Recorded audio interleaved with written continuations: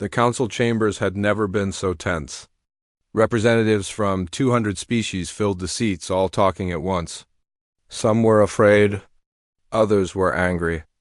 A few were excited about the possibilities human technology offered. But everyone agreed on one thing: the old order was ending. Ambassador Veltharan stood at his podium, trying to restore order. Please, we must approach this situation rationally. The humans have demonstrated overwhelming military superiority. They have also offered peaceful cooperation. We need to decide how to respond. Respond? Ambassador Thriss of the Zerillian Matriarchy stood, her forearms gesturing dramatically. You speak as if we have a choice.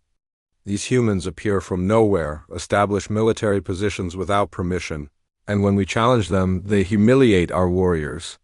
Now you want us to negotiate as equals? What alternative do you suggest? Veltharan asked. War? Did you see what happened to the Vryn fleet? 15 cruisers, dozens of support ships, defeated by 3 human vessels in minutes. The Vryn were unprepared, Thriss insisted. They underestimated their opponent. With proper planning and a coordinated assault, we could defeat them. A murmur ran through the chamber. Some agreed with Thriss. Others thought she was insane. But no one could deny the appeal of her words. If the Council accepted humanity as a major power, it would mean acknowledging that they had been wrong to dismiss them. It would mean admitting that the galaxy's ancient order was vulnerable while the debate raged. Commander Oyuna arrived at the station. She was humanity's new chief diplomat, a woman who had spent decades preparing for this moment. She approached the council chambers but was stopped by security. I'm sorry, but you don't have clearance to enter, the security officer said. I'm here to address the council, Yuna replied calmly. Earth is not a council member. You cannot address the assembly without an invitation. Yuna smiled slightly. I don't need an invitation. I'm not asking for permission. Please inform the council that Commander Oyuna of Earth is here to speak with them. They can grant me access, or I can broadcast my message from here. Either way, they will hear what I have to say. The security officer looked uncertain. He contacted his superiors, who contacted the council leadership. Finally, Ambassador Veltharan himself came to the security checkpoint. Commander Yuna, this is highly irregular, he said. So is attacking our trade vessels without provocation, Yuna replied. So is attempting to spy on our facilities. So is trying to hack our computer systems. The Council has been highly irregular in its treatment of humanity. I'm simply matching your energy. Veltharan studied her for a moment, then nodded. Very well. You may address the Council. But I warn you, there are many here who are not pleased with your presence. I'm not here to please them, Yuna said. She entered the chamber. Walking to the center floor where petitioners traditionally stood, all eyes turned to her. She could feel the hostility from many delegates, but she had faced worse. She had spent decades preparing for this moment, studying every species, learning every cultural protocol, understanding every political faction. Members of the Galactic Council, she began, her voice carrying clearly through the vast chamber. 200 years ago, humanity attended this council as supplicants. We asked for your approval, your guidance, your acceptance. We were young and naive. We thought that by being deferential and humble, we would earn your respect. We were wrong. She paused, letting her words settle. You didn't respect humility. You saw it as weakness. You dismissed us as primitive and irrelevant. And you know what? You were right. We were primitive. We were irrelevant. So we went home. And we fixed that. For 2 centuries we worked. We researched. We developed. We innovated. Not by copying your ancient technology, but by creating our own. And now we return, not as supplicants, but as equals. We don't seek your approval. We don't need your permission. We are here because we choose to be, and we will remain because you cannot force us to leave. Ambassador Thriss stood up, interrupting. You speak with arrogance. You believe defeating one fleet makes you superior to all of us? Yuna turned to face her directly. Ambassador Thriss, I speak with honesty. And no, defeating one fleet doesn't make us superior. It makes us capable. There's a difference. We don't claim to be better than you. We simply refuse to be treated as less than you. And what do you want from us? Thriss demanded. We want what should have been offered 200 years ago: respect, fair trade, and peaceful coexistence. We are offering technology that can help all of you. Medical advances that can save billions of lives. Environmental restoration techniques that can heal damaged worlds. Clean energy systems that can power civilizations. We're willing to share these things in exchange for resources and cultural exchange. And your military technology? Another ambassador asked. Will you share that as well? No, Yuna said simply. Our defensive capabilities remain our own, just as your most sensitive technologies remain yours. But we will guarantee that our military will never be used for conquest or aggression. We will only use it to defend ourselves and our allies. And who are your allies? Veltharan asked. Anyone who treats us with respect and good faith, Yuna replied. We've already signed preliminary agreements with 47 independent worlds. They receive our civilian technology, medical assistance, and trade benefits. In exchange, we establish cultural embassies and research partnerships. Any council member is welcome to join these agreements. The chamber erupted in debate again. 47 worlds had already allied with humanity. How had this happened so quickly? Yuna continued. We are not your enemies. We are not seeking to replace the council or dominate the galaxy. We simply want to exist as equals. We offer our hand in partnership. But if that hand is slapped away, if we are attacked again, we will respond. Not with cruelty, but with overwhelming defensive action. We prefer peace. But we are prepared for war. This is unacceptable. Thriss shouted. You cannot dictate terms to the council. We're not dictating terms, Yuna said calmly. We're stating our position. You can accept it, reject it, or ignore it. But it doesn't change reality. Humanity is here. We're not leaving. The only question is whether we coexist peacefully or not. She turned to address the entire chamber one more time. 200 years ago, you removed our seat from this council.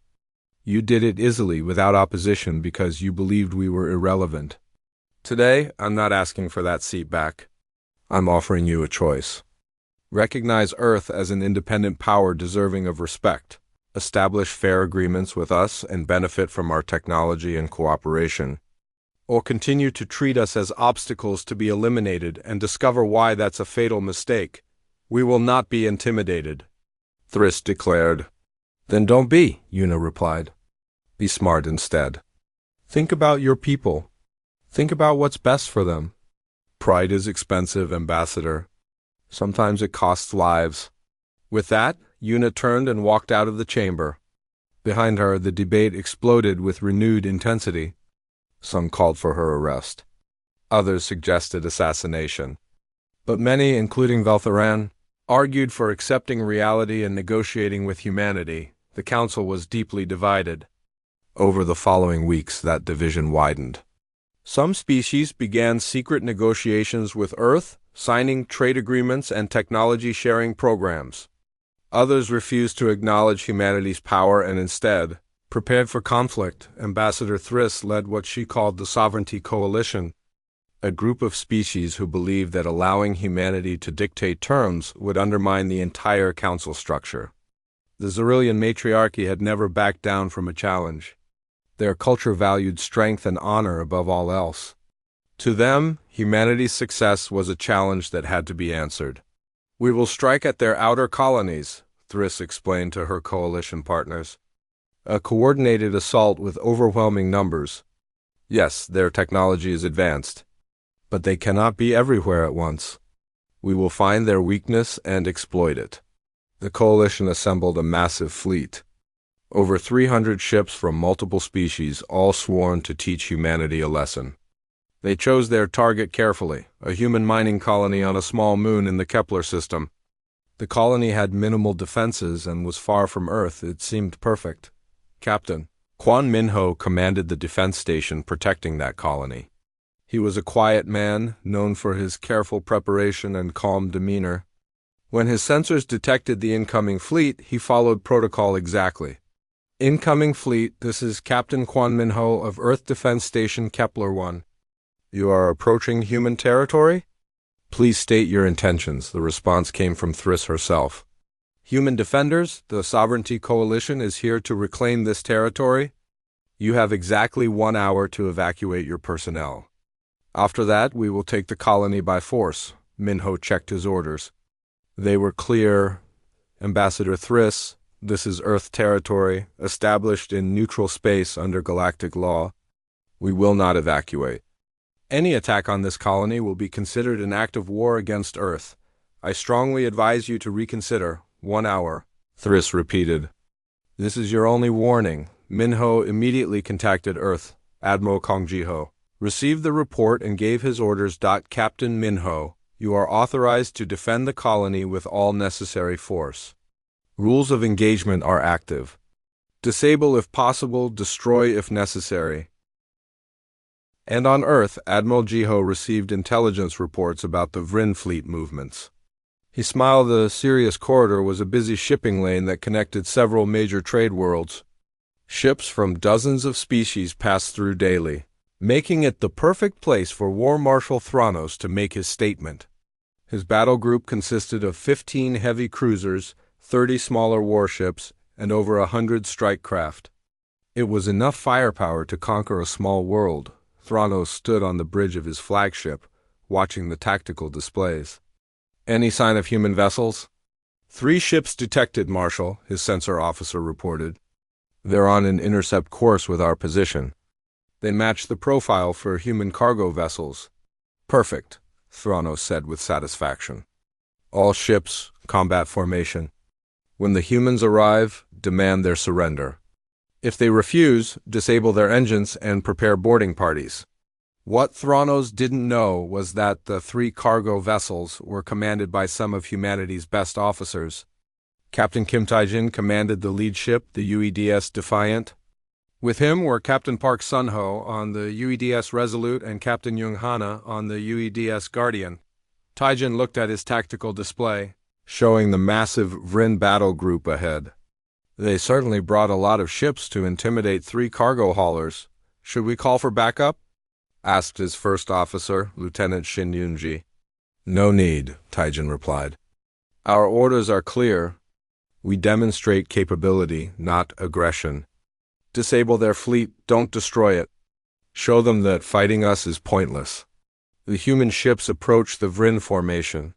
Thranos opened a communication channel, broadcasting on all frequencies so other ships in the area could witness what happened next. Human vessels, this is War Marshal Thranos of the Vrin Empire. You are suspected of carrying illegal technology. Shut down your engines and prepare to be boarded. Any resistance will be met with overwhelming force. Taijin responded calmly. War Marshal, we are carrying legitimate cargo and are guilty of no crimes. We will not submit to illegal boarding. Please stand aside and allow us to pass. You dare refuse a Vrin order? Thranos was genuinely surprised. No one refused the Vrin military. I am giving you one final warning. Surrender or be destroyed. Marshal, we don't want to fight you. Please don't force this situation, Taijin said. Thranos cut the communication and turned to his weapons officer. Fire, disable their engines. Energy beams lanced out from the Vrin cruisers, enough firepower to cripple a standard freighter. The weapons struck the human ships and simply dissipated against their shields.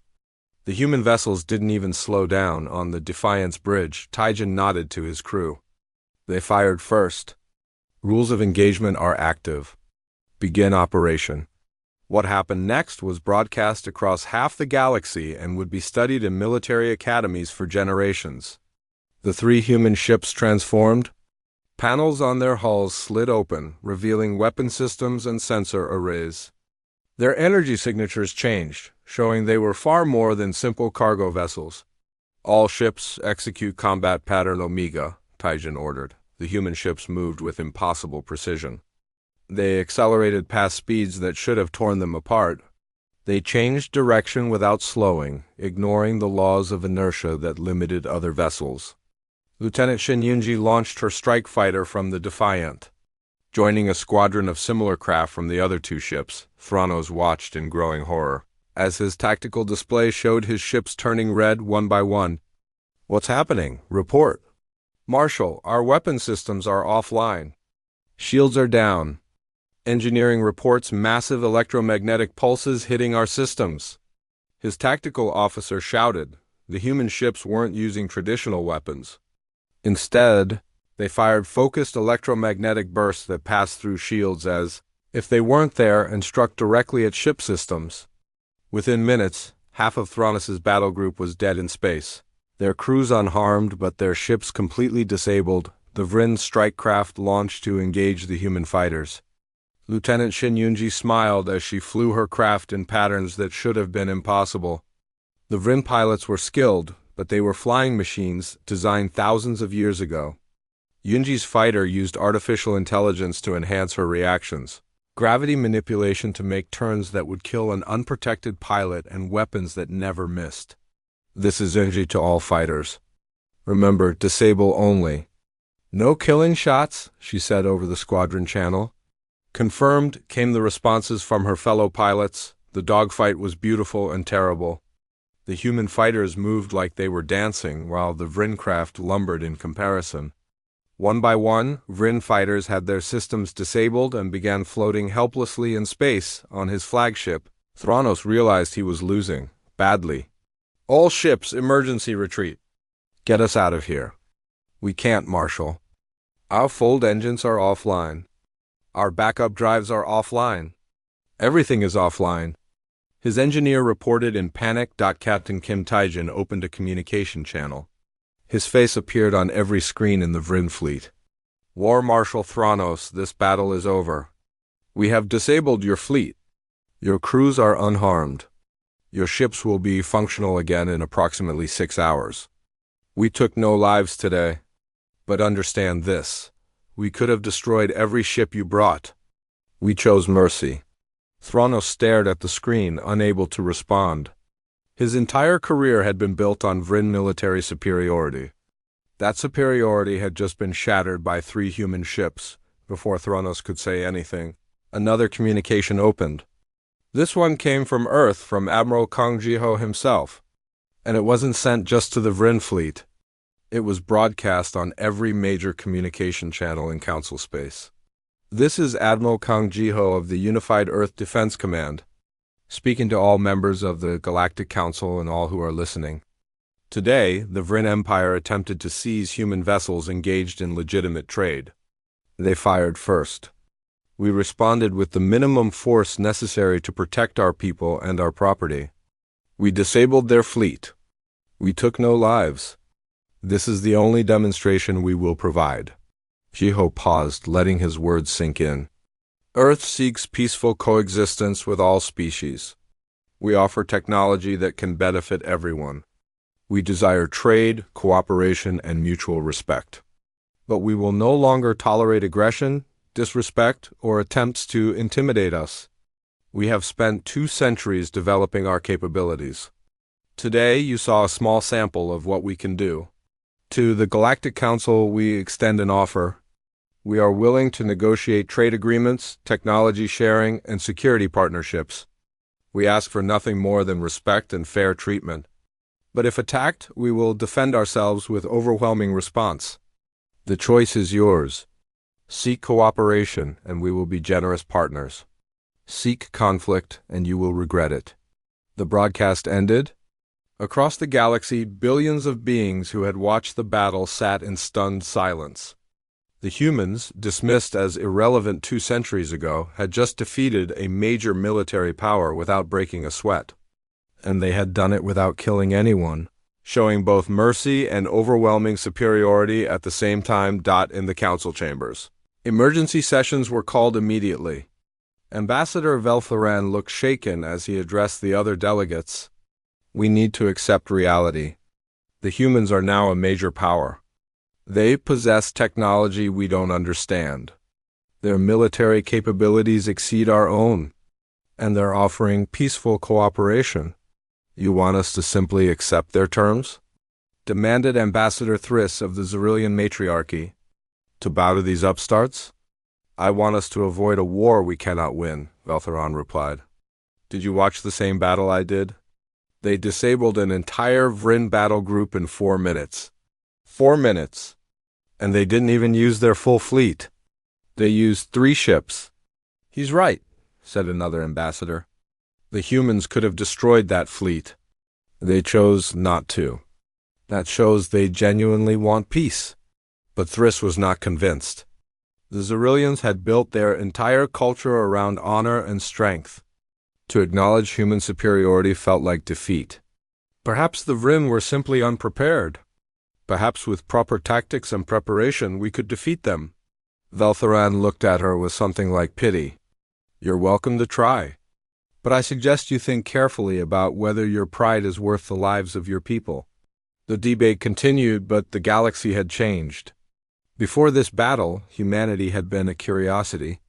Now they were recognized as a genuine threat or potentially a powerful ally on Earth. Admiral Jiho received reports from his intelligence network. The Council is divided, sir. Some want to negotiate. Others want to try fighting us. Let them try, Jiho said. We'll respond the same way. Disable, don't destroy. Show mercy, but also show that fighting us is pointless. Eventually, even the most stubborn will accept reality. Captain Kim Taijin and his crew returned to human space, where they were congratulated for their performance. But Taijin felt no joy in the victory. He had studied the Vryn, respected their warrior culture. Defeating them so easily felt wrong, like beating a child. Don't feel bad, Admiral Jiho told him during their debriefing. You gave them a valuable lesson with minimal casualties? That's the best outcome we could have hoped for. I know, sir. But they're going to hate us now. We humiliated them. Some will hate us, Jiho agreed. But others will respect us. And respect is what we need to survive in this galaxy. Back in the Telvos research station floated in the Outer Rim, a massive structure dedicated to studying exotic particles and dark energy phenomena. It was a quiet place, staffed by scientists who preferred solitude and silence. That silence was broken when their sensors detected an incoming vessel. Dr. Velros, the station's chief scientist, looked at his screens with confusion. A ship was approaching, but his sensors couldn't identify its energy signature. It didn't match anything in the galactic database. Unknown vessel, this is Telvos Station. Please identify yourself and transmit your authorization codes. Velros said into his communicator. The response came immediately. Telvos Station, this is the human vessel UEDS Horizon, Captain Lee Nari commanding. We request docking permission to discuss trade and scientific cooperation. Velros's 3 hearts all skipped a beat. Human? The humans have been silent for 2 centuries. We... Stand by. He pulled up every record the station had on humanity. The files were sparse. Earth had withdrawn from galactic society long ago. They were considered irrelevant, their technology primitive, their civilization unimportant. But now one of their ships was here, and according to his sensors, it had completed a journey that should have taken 6 weeks in only 3 days. Captain Nari, Velros said carefully, how did you achieve such travel speed? Your energy signature doesn't match any known faster-than-light drive system. On board the Horizon, Captain Lee Nari smiled at the question. She had expected it. We use human-designed fold drives, Dr. Velros. Our technology has advanced significantly during our isolation. Now, about that docking permission? Velros granted it, though his mind raced with questions. When the human ship docked, he got his first look at it through the station's cameras. The vessel was sleek and smooth, with no visible weapons ports or standard engine configurations. It looked nothing like any ship he had ever seen. Captain Nari came aboard with a small team. She was a calm, professional woman who moved with quiet confidence. She carried data tablets containing proposals for technology exchange and trade agreements. We've developed medical technology that can treat conditions your current medicine cannot, Nari explained. showing holographic displays of Soyon's nanobots in action. We've also made advances in environmental restoration, clean energy production, and materials science. We're willing to trade this technology for raw materials and cultural exchange. Velrose watched the displays with growing amazement. The medical technology alone would revolutionize healthcare across dozens of worlds.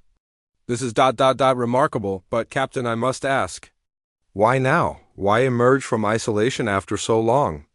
We needed time to develop on our own terms, Nari replied simply. Now we're ready to rejoin the galactic community. But this time we're joining as equals, not as supplicants seeking approval. Velrose wasn't sure how to respond to that. He sent an immediate report to the council, knowing this news would cause a stir while Captain Nari conducted her peaceful trade discussions. Other human ships were appearing across council space. They arrived at trade hubs, neutral stations, and independent worlds. Each ship carried the same message: humanity was back. And they were offering cooperation. Commander Han Minji led a convoy of 3 ships directly to Concordia Prime, the Council's central station. She was a skilled diplomat with a sharp mind and zero tolerance for disrespect. When she requested docking, the Council's traffic control seemed confused. Human vessels, you are not authorized to dock at this station. Earth's Council membership was revoked. Please depart Council space, said the traffic controller. Minji's response was calm but firm. We are not here to reclaim our council seat. We are here to inform the council that Earth is establishing independent trade routes and military outposts throughout neutral space. We thought it would be polite to inform you directly rather than let you discover it on your own. You cannot simply establish military outposts without council approval. The controller sputtered. We're not in council space, Minji replied. We're in neutral space, which belongs to no one. We're not asking for permission. We're simply informing you as a courtesy. Now, will you allow us to dock, or should we deliver our message remotely? There was a long silence. Finally, a different voice came through the communication channel. It was Ambassador Veltheron himself. Commander Minji, this is Ambassador Veltheron of the Kryn Dominion. Your sudden reappearance is unexpected. The Council will need time to discuss this situation. I'm granting you temporary docking permission, but you must remain in the diplomatic bay and not enter the main station. That's acceptable, Minji replied. Thank you, Ambassador. As her ships docked, Minji knew the Council was scrambling to understand what was happening. Let them scramble. Earth wasn't playing by their rules anymore. Across the galaxy, word spread quickly. The humans were back, and they had changed. Ships that moved impossibly fast. Technology that no one could identify. And an attitude that suggested they weren't interested in asking for permission on the trading world of Nexus 4. A human cargo vessel captained by Rouge Wan was conducting legitimate business when a council patrol decided to make an example. The patrol leader, a Vryn officer named Keltos, thought the humans needed to be reminded of their place. Human vessel. Shut down your engines and prepare to be boarded for inspection, Keltos commanded. Captain Rue checked his manifest. Everything was legal and properly documented. Patrol leader, we have committed no violations. We are engaged in authorized trade. There is no legal basis for boarding us. I decide what's legal, Keltos growled. Power down now, or we will disable your ship. Rue sighed. He had hoped to avoid this, but his orders were clear. I'm sorry, but I can't allow you to board us. We're leaving. You'll leave when I say you can leave. Keltos fired his weapons at the human ship. The weapons hit the human vessel's shields, and simply The energy dissipated harmlessly. Keltos stared in disbelief. His weapons were military grade, capable of punching through any civilian ship's defenses. But the human shields didn't even flicker. Patrol leader, we're departing now, Rue said calmly. His ship accelerated, moving faster than Keltos thought possible. Within seconds, the human vessel was gone, having simply outrun the patrol. Keltos filed a report immediately. His superior officer filed another report. Soon, the incident reached the Council's military command. A civilian human cargo ship had shrugged off military weapons and outrun a patrol craft. That should have been impossible. Similar incidents occurred across Council space. Every time someone tried to force a human ship to do something, the humans simply refused and left. They never fought back. They never destroyed anything. They just demonstrated that they couldn't be forced, intimidated, or controlled. In the council chambers, emergency sessions were called. Ambassador Veltheran found himself defending his earlier decision to remove Earth's seat. "We acted based on the information available," he said. "The humans were unremarkable when they left. How were we supposed to know they would return like this?" "The question is, what do we do now?" said Ambassador Thriss of the Zerillian Matriarchy. "These humans are establishing themselves without our permission. They're ignoring our authority. This cannot be tolerated. What do you suggest?" asked Veltheran. "Every attempt to force compliance has failed. Their technology is clearly superior to ours in multiple areas." "Then we need to understand that technology," Thriss replied. "Send intelligence operatives, acquire samples of their ships, learn their secrets." Other council members agreed. Within days, covert operations were launched. Spies were sent to infiltrate human facilities. Agents tried to bribe human crew members for information. Hackers attempted to break into human computer systems. Every operation failed. Human security was absolute. Their encryption was unbreakable. Their crew members remained loyal. And when one particularly aggressive intelligence operation tried to physically steal a human shuttle, they discovered that human ships had self-destruct protocols that left nothing behind but melted slag. Back on Earth, Admiral Kang Jiho watched the reports coming in with satisfaction. "They're panicking. Good. Fear makes them respect us, even if they won't admit it. Should we offer them more information?" asked Commander Oyuna. "Show them we're not a threat?" "Not yet," Jiho replied. "Let them wonder. Let them worry. When we finally sit down to negotiate, they'll be much more willing to listen." But not everyone on the council was panicking. War Marshal Thranos of the Vryn Empire was angry. The Vryn had built their reputation on military might. They were considered the galaxy's premier warriors. And now these upstart humans were making them look weak. "We need to teach them a lesson," Thranos said to his senior commanders. "Capture one of their ships. Show the galaxy that the Vryn are still the superior military power. Show everyone that humans can be defeated." His commanders hesitated. "Marshal, their technology is unknown. We don't understand their capabilities." "Then we'll discover their capabilities by fighting them," Thranos replied. "Assemble a battle group. We'll intercept human vessels in the Sirius corridor. It's neutral space, so we can claim we're fighting pirates. Once we have one of their ships, we'll take it apart and learn their secrets." Orders were given. The Vryn battle group began to move into position. The lights in the council chamber were bright, almost too bright. Ambassador Veltheran stood at his podium, his three eyes scanning the faces of representatives from across the galaxy. The chamber was a massive dome, built to hold delegates from 200 different species. Today, they were all here for one specific vote. "We have kept this seat empty for 200 years, Veltheran said, pointing one of his long fingers at the vacant chair in the Earth section. 200 years of silence. 200 years of waiting. The humans came to us once, attended 3 meetings, and then vanished. They offered nothing. They contributed nothing. I propose we remove their seat permanently." The chamber filled with murmurs. Some delegates nodded. Others looked uncertain. But no one stood to defend Earth. How could they? The humans had simply disappeared, Veltheran continued. "When we first made contact with Earth, we had hopes. A new species joining our council is always exciting. But the humans proved to be ... disappointing. Their technology was basic. Their ships were slow. Their understanding of the galaxy was limited. And then they left without explanation. I say we move forward without them." The vote was called. Green lights appeared across the chamber, indicating approval. A few yellow lights showed abstention. Not a single red light appeared.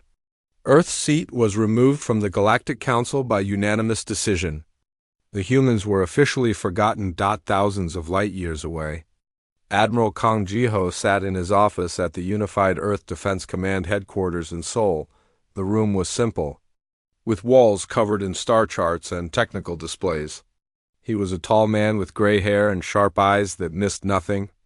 On his desk, a small screen showed the council's vote happening in real time. He watched the green lights appear one by one. When the final vote was counted, he allowed himself a small smile. He picked up his communication device and pressed a button.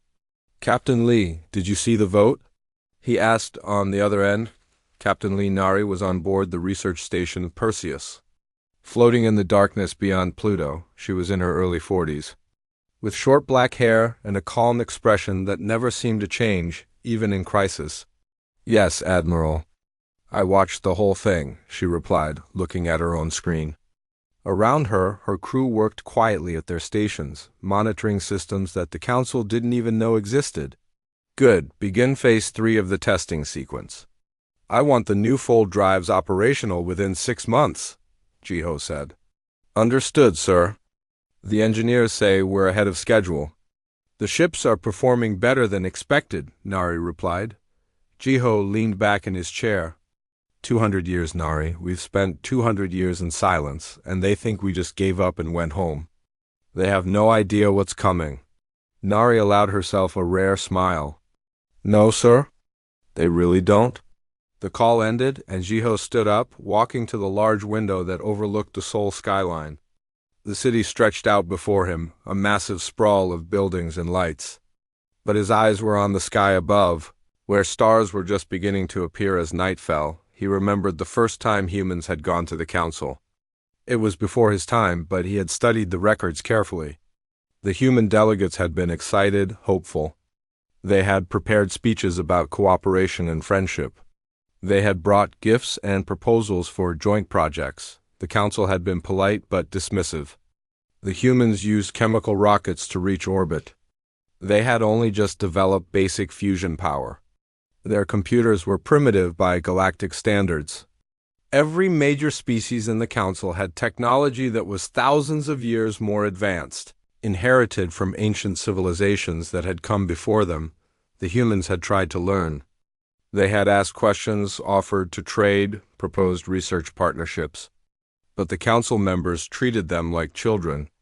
Some were kind about it. Others were openly contemptuous. Earth was given a seat at the table, but no one took them seriously. After 3 meetings, Earth's representatives had come home with a difficult truth.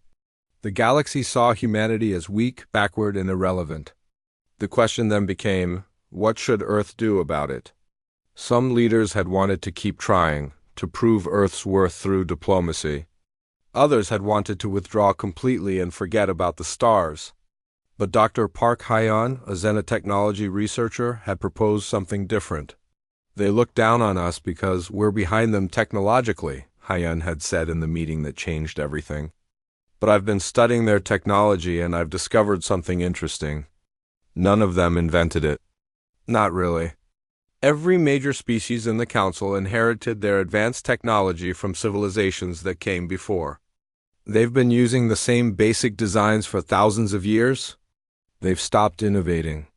They've stopped pushing forward. What are you suggesting? The Earth President had asked. "I'm suggesting that our weakness might actually be our greatest strength," Hyeon had replied. "We don't have ancient technology to rely on. We have to invent everything ourselves. We have to solve every problem from scratch. That makes us different. That makes us dangerous if we choose to be." Captain Beek Wubin, a military strategist, had immediately understood. "You want us to use our isolation as an opportunity. Close our borders. Stop trying to catch up to them on their terms. Instead, develop our own path, our own technology, our own solutions." "Exactly," Hein had said. "Give us 200 years of focused development, and we'll emerge with technology they won't understand and can't counter." The Silent Sentries initiative had been approved that same week. Earth recalled all its citizens from Council space. They closed their borders completely. All resources were redirected to research and development. The galaxy barely noticed. A few species sent messages asking if Earth was okay. When they received polite but vague responses, they stopped asking. Now, 2 centuries later, Admiral Jiho stood at the pinnacle of humanity's greatest achievement. The shipyards orbiting Earth and Mars were filled with vessels that would terrify the Council if they knew about them. The research stations scattered throughout the solar system housed technology that broke every rule. The galaxy thought was unbreakable. His communication device buzzed again. It was Lieutenant Commander Yundeho, head of Naval Engineering. Admiral, the final prototype just completed its test flight. Full drive is stable. We can reach Alpha Centauri in 4 hours. The Council's fastest ships need 3 weeks for the same journey. Excellent work, Commander. Begin production immediately. I want 50 ships ready within the year. Yes, sir. Sir, if I may ask, when do we reveal ourselves? Jiho looked back at the stars. Soon, Commander. Very soon. Let them enjoy their vote. Let them think Earth is forgotten. When we return, they'll understand what a mistake they made. The communication ended, and Jiho returned to his desk. He pulled up a classified file on his screen labeled Operation Reemergence. The plan was detailed, carefully crafted over decades. It wasn't about revenge. It wasn't about conquest. It was about respect. Earth would return to the galaxy, not as supplicants begging for acceptance, but as equals demanding recognition. And if the Council refused to give it peacefully, humanity was prepared to take it by force. Outside, the stars continued to shine, unaware that everything was about to change. Dr. Park Hyon stood in his laboratory, looking at the holographic display floating in front of him. The display showed a blueprint of a Kryn star drive, the most common faster-than-light engine used in Council space. He had been studying it for 3 months, and his conclusions were troubling.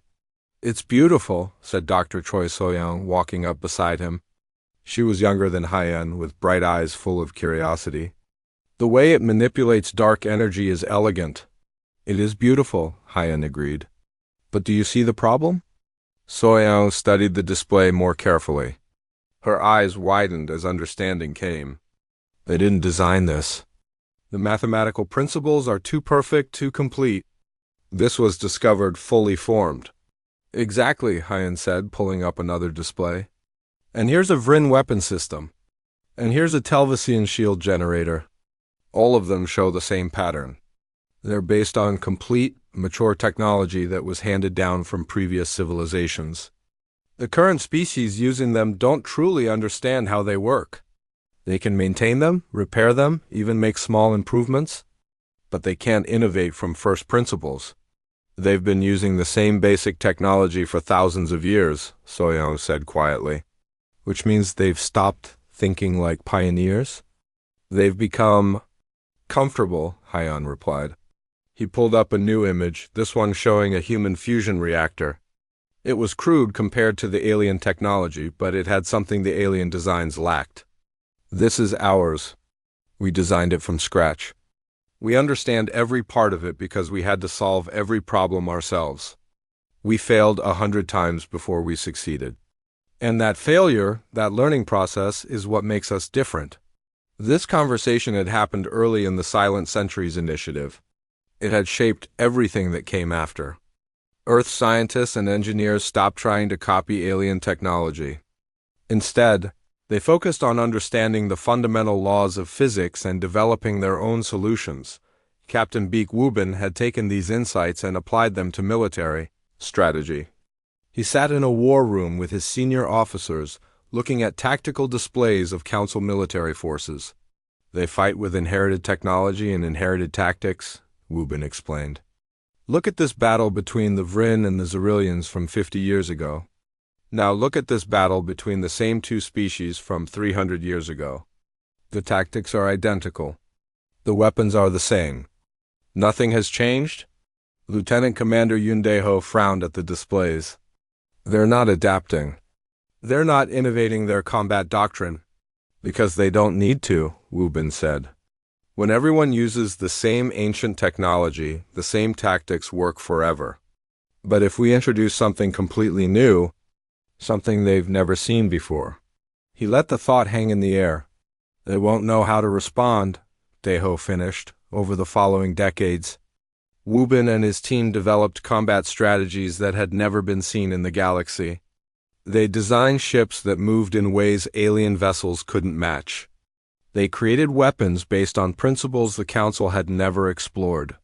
They built defensive systems that operated on entirely different physics than the standard shield technology everyone else used. Meanwhile, in a medical research facility in Tokyo, Dr. Choi Soeung was making breakthroughs that would change medicine across the galaxy. She held a small vial containing silver liquid that seemed to shimmer with its own light. Medical nanobots, she explained to her research team. The Council uses nanotechnology, but it's crude, limited. Their nanobots can perform one or two specific functions. Ours can adapt. They can learn. They can repair damage at the cellular level and adjust their behavior based on what they find. One of her assistants looked worried. Is it safe? Adaptive AI at such a small scale? We've tested it thoroughly, Soeung assured him. The nanobots have strict programming limits. They can't reproduce without authorization codes? They automatically shut down after 72 hours. And they've successfully treated everything from cancer to radiation poisoning in our trials. This technology could save billions of lives. But Soeung kept this technology classified. It was part of the larger plan. Earth would emerge from isolation with advances that would benefit everyone, making it impossible for the Council to simply dismiss them again. In orbit around Mars, the shipyards grew. What had started as small construction facilities had expanded into massive industrial complexes. Lieutenant Commander Yoon Dae-ho walked through one of the assembly bays, watching robots and human workers collaborate to build humanity's new generation of warships. The ships didn't look like Council vessels. They were sleeker, more compact. Every line was designed with purpose. The hulls were made from metamaterials that could absorb and redirect energy. The engines used quantum field manipulation instead of dark energy taps. The weapon systems were modular, adaptable, capable of rapid reconfiguration during combat. How many do we have operational? Asked Captain Kim Taijin, who would command one of these vessels. 43 cruisers, 16 carriers, and over 200 strike craft, Dae-ho replied. And we're building more every month. By the time we reveal ourselves, we'll have a fleet that can challenge any Council military power. Are we really going to challenge them? Taijin asked quietly. Dae-ho looked at him seriously. We're not seeking war, but we won't be dismissed again. If they respect us, we'll be peaceful neighbors. If they attack us, we'll show them why that's a mistake. The years passed. 1 decade became 2, then 5, then 10. Generations of humans grew up knowing about the galaxy but never seeing it. They studied alien languages and cultures through old records. They learned about the Council and its member species. But they remained hidden, isolated, preparing. In the research station Perseus, Captain Linari oversaw the final testing of the Fold Drive, humanity's greatest technological achievement. The drive didn't use any of the standard faster-than-light methods. Instead, it literally folded space, bringing the destination closer rather than moving the ship faster. Initiating fold sequence, said the navigation officer. The ship shuddered slightly. Outside the viewports, space seemed to ripple like water. The stars stretched, twisted, and then snapped back into place. When they stabilized, the ship was 40 light-years from where it had started. The journey had taken 6 minutes. Perfect jump, Nari said calmly, though inside she felt excitement. Run diagnostics. Make sure all systems are nominal. The reports came back green across the board. The Fold Drive worked. And it worked better than anyone had hoped. Ships with this technology could cross the galaxy in days rather than months. They could appear anywhere, anytime. With no warning, Nari sent her report to Admiral Kang Ji-ho on Earth. His response came quickly. Begin Phase 3. We're ready. Back on Earth, in a secure facility beneath Seoul, the final piece of humanity's preparation was being completed. Commander Oyuna and her team had spent decades developing quantum communication systems that could hack into any alien network. They had studied every council communication protocol, every encryption standard, every digital defense. We can access any system in council space, Yuna reported to Jiho. Their cybersecurity is outdated. They rely on security through obscurity, assuming no one would dare attack their networks. But we've mapped everything. When the time comes, we can broadcast on every channel simultaneously. We can override their communications. We can even disable their weapon systems remotely if necessary. Jiho listened to the report with satisfaction. Excellent work, Commander. Your team has given us a decisive advantage. The final years of preparation were focused on one thing, making sure Earth was ready not just militarily, but diplomatically and economically. Trade negotiators studied alien markets. Diplomats prepared presentations and proposals. Cultural experts learned the proper protocols for dealing with dozens of different species. Dr. Park Hyen, now much older but still sharp, stood before the Earth Council leadership. We've spent 200 years preparing. Our technology is beyond anything the galaxy has seen. Our military can defend us against any threat. Our scientists have made breakthroughs that will benefit everyone. The question now is, how do we return? Admiral Kang Jiho stood up. We return with confidence. We don't ask for permission. We don't apologize for our absence. We simply take our place in the galaxy and dare anyone to challenge us. And if they do challenge us, asked the Earth President, then we show them why that was a mistake, Jiho replied. But we do it without unnecessary violence. We disable, not destroy. We demonstrate superiority without cruelty. We make it clear that fighting us is pointless, but cooperating with us is beneficial. The President nodded slowly. Then it's time. Open the borders. Send our ships? Let the galaxy know that humanity has returned. Orders went out across the solar system. Ships that had been waiting for decades began moving. Captains opened sealed orders. Crews prepared for first contact with species they had only studied in textbooks. The silent centuries were ending, and the galaxy was about to discover what humanity had become.